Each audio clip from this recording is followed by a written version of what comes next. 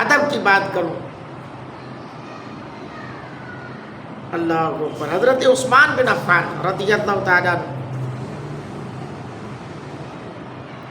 صلح حدیبیہ کے وقت کیا ہوا تھا؟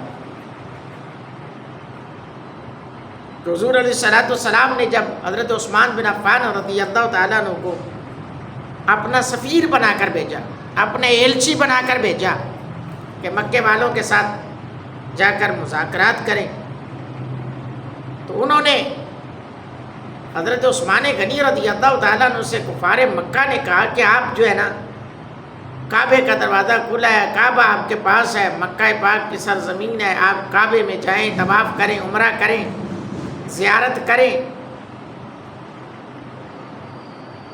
آپ کر سکتے ہیں. تو آپ رضی اللہ تعالیٰ عنہ نے فوراً انکار کر دیا اور فرمایا اللہ کی قسم، اب کعبے کی بات ہو رہی ہے، اللہ کے گھر کی طواف کی بات ہو رہی ہے، عشق مصطفیٰ میں بتانا چاہتا ہوں، حضور کا پیار کیا چیز ہے، حضور کی محبت کیا چیز ہے. ہاں جی، خالی نمازاں نال کامیابی نہیں ہوتی نا.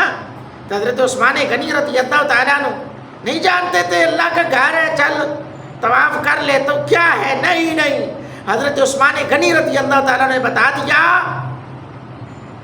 کہ اگر حضور نہیں تو کچھ بھی نہیں. اللہ اکبر.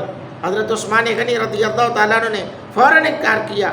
حدیث کے الفاظ ہیں، اللہ کی قسم آپ نے فرمایا، اللہ کی قسم میں اس وقت تک طواف کعبہ بھی نہیں کروں گا جب تک رسول اللہ صلی اللہ علیہ وسلم طواف کعبہ نہیں کر لیتے. یہ ہے محبت. اے دین ہے، اسی کڑے دین دیا گلا کرتے ہو، کس طرف لوگوں نے لگا چھڑے، کس طرف لے کر جانا چاہتے ہو. یہ ہے محبت مصطفیٰ. حضرت عثمان بن عفان رضی اللہ تعالیٰ عنہ، حضرت عثمان غنی رضی اللہ تعالیٰ عنہ نے فرمایا خدا کی قسم میں اس وقت تک طواف کعبہ نہیں کروں گا جب تک میرا محبوب نہیں آ کر طواف کعبہ کر لیتے. اور پھر حضور علیہ الصلوۃ والسلام کی عظمت اور محبت مصطفیٰ کو مد نظر رکھتے ہوئے آپ نے طواف کعبہ نہیں کیا. اللہ اکبر. یہ ہے سرکار دو عالم صلی اللہ علیہ وسلم کی محبت، حضور علیہ الصلوۃ والسلام سے پیار. آج لوگوں کو پتہ نہیں کی ہو گیا، لوگ سمجھتے نہیں یہ اسی بڑا، لیکن یہ بات ضرور ہے، قبر میں جانا ہے. یہ ٹی وی چینلز پر بیٹھ کر قادیانی مرزائیوں کی مہتیں کرنے والوں، قبر میں جانا ہے، حضور نے آنا ہے، اور حضور نے چہرہ پھیر لیا تو کیا بنے گا تیرا؟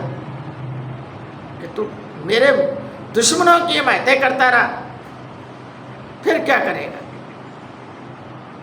آج لے پناہ ان کی، آج مدد مانگ ان سے، پھر نہ مانے گا قیامت میں اگر مان گیا.